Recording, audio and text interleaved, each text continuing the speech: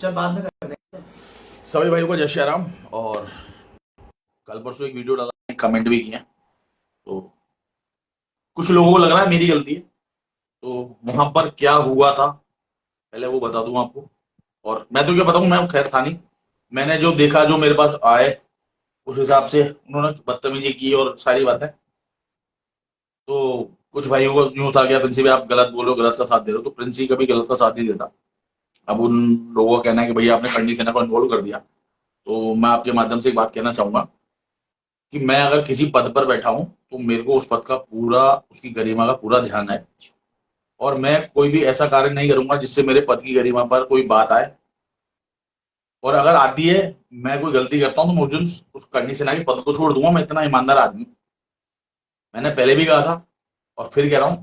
मैंने वीडियो से महेंद्र अलबेला जी के लिए डाला था। मैं उनको काफी लंबे समय से जानता हूं, अच्छे सिंगर हैं, बढ़िया भजन गाते हैं, देशभक्ति भजन गाते हैं। पर बात ये थी कि सिर्फ मैंने, वो पीछे लड़कियों ने क्या डांस किया मैं उस पर नहीं जा रहा, एंकर ने क्या बदतमीजी करी मैं उस पर नहीं जा रहा। मैं सिर्फ ये बोल रहा हूँ कि जो महोदय चढ़े थे ऊपर स्टेज पर, शायद उन्होंने ड्रिंक भी कर रखी थी, मेरे को कुछ लोगों ने बताया, उनके खिलाफ मुकदमे में, वो आपस का मैटर है। मैंने सिर्फ वीडियो डाला था अलवेला जी की, तो हमारे भाई साथ में। अब एक बार इनके जवानी पूरी बात सुनो क्या हुआ था, उसके बाद आप लोग अपनी राय रख देना। ये हमारे भाई साथ है, तो भैया आप बताओ।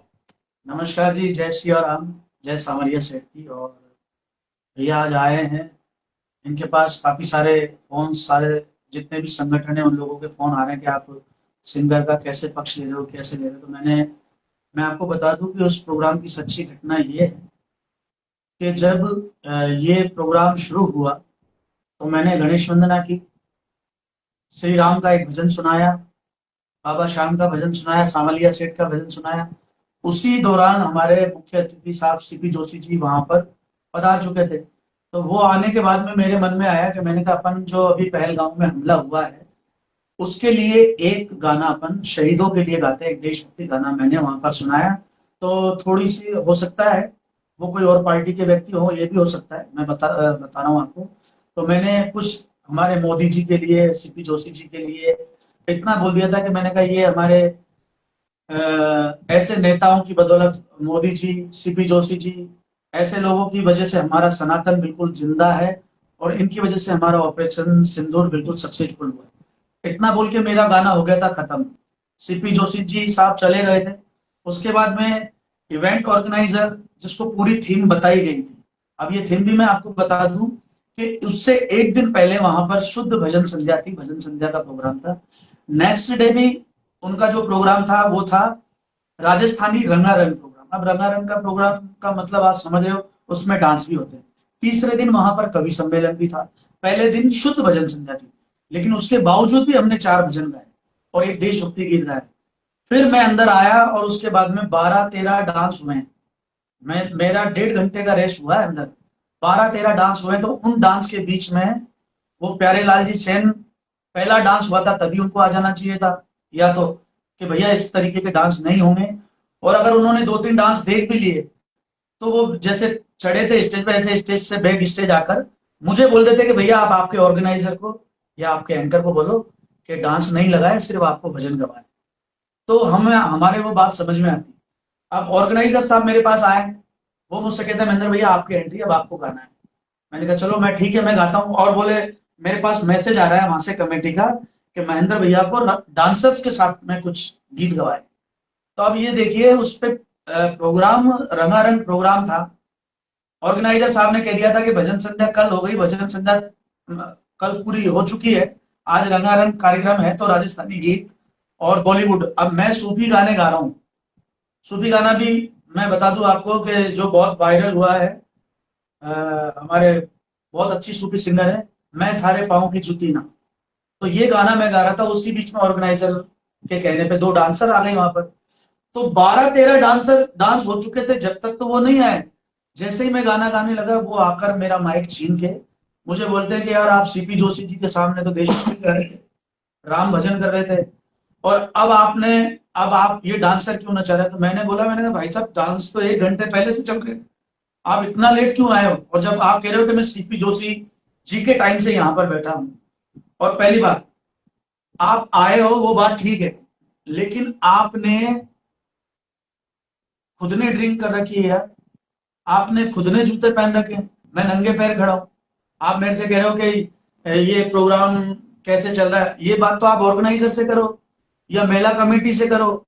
और आपसे कोई मैंने अपशब्द नहीं बोला उस पूरे प्रोग्राम में, है ना। आपसे जो भी बातचीत हुई है वो एंकर की हुई है, और ना आपसे जो भी बातचीत हुई है डांसर्स की हुई है।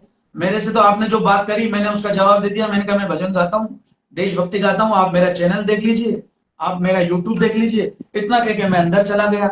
तो आप मुझे क्यों टारगेट बना रहे हैं? मेरे पास बहुत सारे लोगों का फोन आ रहा है कि आप उनको गालियां दे रहे थे, मतलब मैंने गालियां दी नहीं। और दूसरी बात ये कि अगर आप वास्तव में ऐसे धार्मिक स्थल पर हमें भजन गवाना चाहते हैं भाइयों, तो मेरा ये निवेदन है कि फिर आप डांसर्स के नाम पे क्राउड इकट्ठा मत करो। ये किसी बॉलीवुड, हमारी राजस्थान की डांसर्स तो फिर भी लहंगा चुनरी और ये ओढ़ के पहन के डांस करती है।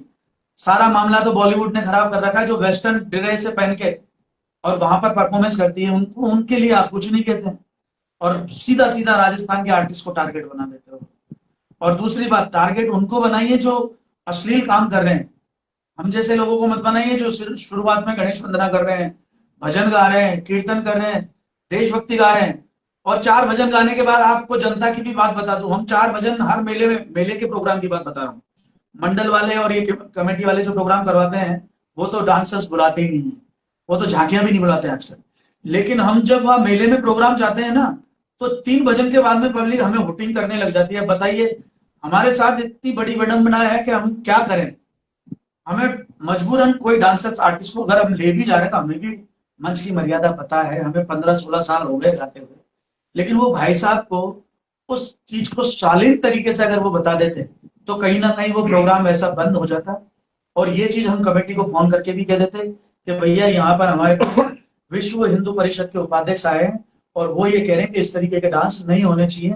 तो मैं एंकर को, ये बात मैं ऑर्गेनाइजर को बोलता, ये बात मैं एंकर को बोलता, जो माइक पे अनाउंसिंग कर रहा था उनको बोलता। उन्होंने तो सीधा सीधा टारगेट मुझे बना दिया। और हो सकता है मैं आप लोगों की कृपा से सबसे ज्यादा मेवाड़ में बहुत सारे प्रोग्राम करता हूँ, बड़े बड़े मंचों पर, निम्बाड़ा दशहरे मेले से लेके, कोटा दशहरे मेले से लेके, बूंदी तीज महोत्सव से लेके, राजस्थान के जितने भी बड़े बड़े फेस्टिवल है, मैं राजस्थान तो छोड़ो लेकिन मैंने लखनऊ महोत्सव में भी अपनी परफॉर्मेंस दी है। और रेखा राव जी और कई बड़े बड़े सिंगर हैं जिनके साथ में मैंने टी सीरीज में कई सारे भजन, कई सारे राजस्थानी गीत गाए हैं। हम लोग पर्यटक से भी जुड़े हुए हैं।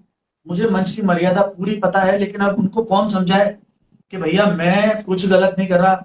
मैंने तो वहां पे कुर्ते पजामे भी पहन रखे थे, मैंने ऐसा तो नहीं है कि मैं नेकर में भजन गा रहा था या टी शर्ट में कोई भजन गा रहा था। अब उन्होंने सीधा टारगेट मुझे बनाया। भैया ने मेरे लिए जो कुछ बोला है उन्होंने किसी और आर्टिस्ट के लिए नहीं बोला, सिर्फ और सिर्फ मेरे लिए बोला। आप ये देखिए कि इसमें मैं कहाँ गलत। इतनी सी मेरी आपसे request। कुछ भाई जिनका फोन आया कि यार आपको कलाकार से क्या दिक्कत है। भाई मैं खुद बहुत पुराना आर्टिस्ट हूँ, मैं खुद डांस लाइन से हूँ और कितने स्टूडेंट, हजारों में मैंने स्टूडेंट तैयार किए। मैं तो एक आर्टिस्ट के नाते आर्टिस्ट का दर्द मैं समझ सकता हूँ, क्योंकि स्टेज पर पहुंचने के लिए आदमी को कितना घिसना पड़ता है, तब जाके आदमी स्टेज पर पहुंचता है। और दर्द इस बात का था, मेरी कोई उन सेंस साहब ने कोई व्यक्तिगत माथाफोड़ी किसी प्रकार की वैसी कुछ भी नहीं, पर जो उन्होंने गलत किया मैं उस गलत को गलत बोल रहा हूँ। अब आप ये बोल रहे हो संगठन से जुड़े होते तो भाई साहब, संगठन से गलत आदमी जुड़ा है होगा, और वो संगठन में अगर मेरे भी होगा भाई, अगर संगठन में 2-5 हजार लोग हैं तो सारे दूध के धुले होंगे, पॉसिबल नहीं है। तो कम से कम अपने कार्यकर्ता अगर गलत है तो उसकी गलती स्वीकार करो कि हाँ गलती हुई। अगर मेरे कोई कार्यकर्ता गलत करता तो मैं उसका खिलाफ बोलूंगा। ये नहीं है कि वो गलत है तो संगठन का तो उसका साथ दूंगा, भाई मैं ऐसा नहीं हूँ। रही बात आप मेरे से कह रहे हो साहब आपने करनी सेना बीच में घुसा दी, भाई साहब करनी सेना और सेवार्थी शक्ति संगठन का काम ये कि सही को सही और गलत को गलत बोलना। मैं फिर कह रहा हूँ, मैं आप अपनी बात पर टिकूं। मैंने सिर्फ महेंद्र भाई के लिए वीडियो डाला था कि सिंगर का 1% कोई गलती नहीं थी, सिंगर को गलत टारगेट किया जा रहा है, इसलिए वीडियो डाला था। और एक बार, आपकी आवाज इतनी शानदार है, एक बार कुछ भाइयों को सुना दो जो भी आपको लगता है, और कुछ और बात भी रखनी तो रख दो। ये मेरा बस मेरा यही निवेदन है कि आप उसको पूरा अच्छे से जज करें, उसको वीडियो को आप देखें और आप ये देखें कि माइक पे गलत भाषा का प्रयोग मैं कर रहा हूँ क्या, ये देखिए आप। मेरे हाथ में तो माइक भी नहीं है, मैंने तो उनसे थोड़ी सी टॉकिंग की, उसके बाद मैं अंदर चला गया, मुझे कोई मतलब भी नहीं था। और मैं बेसिकली भजन और देशभक्ति ही गाता हूँ। और अभी हमारे कोटा शहर में बहुत बड़ा दंगल हुआ था, केसरी कुश्ती दंगल ओम बिरला जी ने करवाया था। उसमें पर्सनली मुझे बुक किया था कि आप देशभक्ति गाने के लिए हम आपको बुक करें। तो ये उन लोगों का काम है जो थोड़ा सा मुझ पे चिढ़ते हैं, और कृपा ऐसी है ठाकुर जी की कि पूरे 30 दिन काम करता हूँ। अभी भी नवरात्रा की पूरी 7 बुकिंग मेरे पास है, दशहरा मेला मेरे पास पूरा बुक है। लेकिन उन लोगों से मैं निवेदन करता हूं कि जो लोग स्ट्रगल करके मेहनत करके रात रात दिन संगीत सीख के अपना गाना आप लोगों को सुनाते हैं, जनता की फरमाइश पे मैं दोबारा आया था, वहां पर 12 डांस हो गए थे, लेकिन जनता की इच्छा थी कि महेंद्र भैया गाना गाएं, इसलिए मैं दोबारा आया हूं। तो आप सोचिए, मैंने कहीं ना कहीं उनके दिल में जगह बनाई है, और मैंने कहीं ना कहीं उनको रिझाया। कई लोग ऐसे आते हैं जिनको घर की दुनिया भर की टेंशन होती है, वो हमारे फेस को देखकर हमारा गाना सुन के बहुत सारे खुश होते हैं। और बहुत सारा संगीत एक ऐसी चीज है जो आदमी को जीवित रखता है। लेकिन कई लोग ऐसे हैं कि पूरी बात को जाने बगैर ही कलाकार को टारगेट बना देते हैं। ऐसे ऐसे कलाकार भी मैंने देखे हैं। एक चीज आपकी बात कर रहा हूँ, मैं अभी आपको एक चीज और बताता हूँ। जब कह रहा हूँ अश्लील डांस हो रहे थे, तो पहले 8-10 परफॉर्मेंस आप चुप क्यों थे, तब बोलते।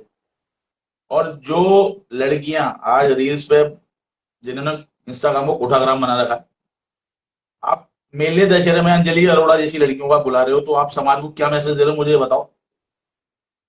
आप कोई किसी भी दल से हो, मेरे को कोई गलत साबित कर देगा तो जो बोलेगा मैं करने को तैयार हूं। अंजलि अरोड़ा जैसी लड़की, वो क्या करके फेमस हुई दुनिया जानती है, आप उसको एज सेलिब्रिटी बुला रहे हो।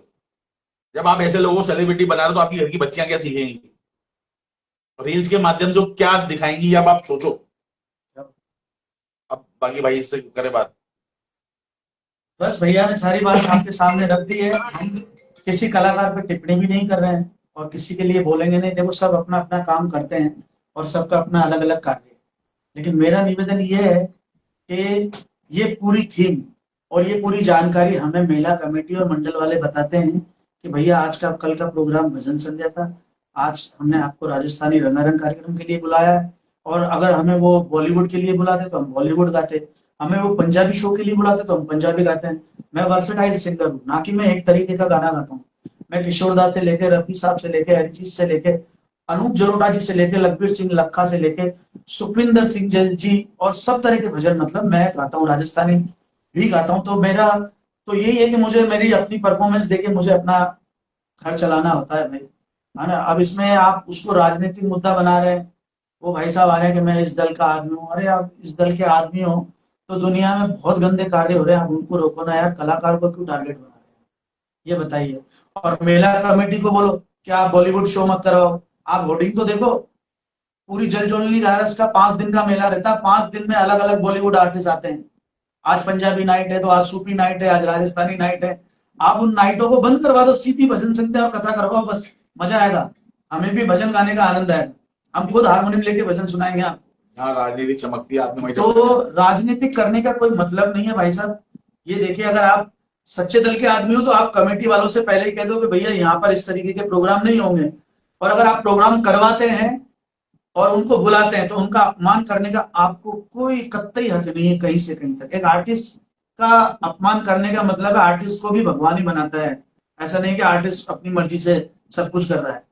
और मैं यही निवेदन करूंगा। एक लाइन बढ़िया सी तो सुनाओ, क्या सुना जो आप इच्छा हो। प्रिंस भैया आज मेरे स्टूडियो पे पधारे हैं। ये मेरा स्टूडियो एक छोटा सा, यहाँ मैं कुछ रिकॉर्ड करके दिखाता हूँ, स्टूडियो दिखाता हूँ भाई का बनाया हुआ है। छोटा सा सुंदर सा शानदार सा स्टूडियो बनाया हुआ भाई ने, और मैं भी भाई के स्टूडियो में ही बैठा हूँ। और जरूरी था, मैं फिर बोलूंगा, मेरा उनसे कोई व्यक्तिगत नहीं था मामला। उनका तरीका गलत था, उनके मन की इच्छा हो सकती है बहुत शुद्ध प्योर सोल हो, सब कुछ बात है, उनका मन में अच्छे भाव होगा, वो मानता हूँ। पहली बात तो आपको दारू पी के नहीं चढ़ना चाहिए था। दूसरी बात, इन भाई साहब से आपको माइक छीन कर कुछ नहीं बोलना चाहिए था। मेरा वीडियो से इस बात पे था कि आपका कहने का तरीका गलत था। आप ऑर्गेनाइजर को पकड़ो, अगर आपको लग रहा है कि लड़कियां अश्लीलता करिए, आप ऑर्गेनाइजर बोलो ये एज अ सिंगर है, ये इनको जो बोलोगे बेचारे करेंगे। उनका कहने का तरीका गलत था, मेरा वीडियो उस पे था। अब जिसको जो लगता है उसका कोई दिक्कत नहीं है। अब 2 लाइन हमारे भाई, क्योंकि सिंगर है, आया हूं तो सुन के जाऊंगा। और मेरे जितने भाई देख रहे हैं वो वीडियो शेयर कर देना, ताकि जिन लोगों को दिमाग में मेरे को लेके वो था क्या प्रिंसिपल ने गलत वीडियो डाला है, मैं गलत का साथ कभी नहीं दूंगा बॉस। मेरे मेरे को आज लगभग सड़क पे, मतलब जमीनी स्तर पे काम करते 25 साल होने को आ गए। 15-16 साल का था जब से मैं सड़क पे काम कर रहा हूँ और जमीनी स्तर पे काम कर रहा हूँ। ये नहीं हवाबाजी। ये वीडियो वीडियो तो अभी 2014 से चालू की है मैंने।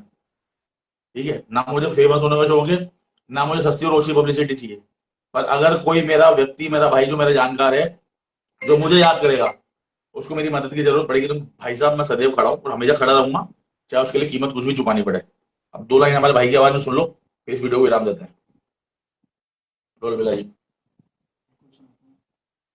कान पूरा लगा लेता हूँ मैं। अरे आपकी बात कैसे कुछ सुंदर है।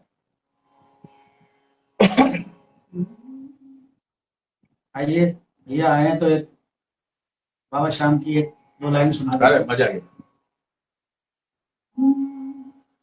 हो बातों बातों में जब प्यार वाली बात आवे, हो बातों बातों में जब प्यार वाली बात आवे, मुस्कान तेरी बाबा मुझे याद आवे, मुस्कान तेरी बाबा मुझे याद आवे। हो जब प्रेमियों की टोली मेरे साथ गावे, हो जब प्रेमियों की टोली मेरे साथ गावे, मुस्कान तेरी बाबा मुझे याद आवे। मेरा शब्द भी तू, मेरा भाव भी तू, मेरा शब्द भी तू, मेरा भाव भी तू, मेरा दरिया तू, मेरी नाव भी तू, मेरा दरिया तू, मेरी नाव भी तू। ओ शाम प्रेमियों की टोली मेरे साथ गावे, शाम प्रेमियों की टोली मेरे साथ गावे, मुस्कान तेरी बाबा मुझे याद आवे। जय श्री श्याम। भैया प्रणाम भैया। सभी को जय श्री श्याम और सभी को जय श्री राम।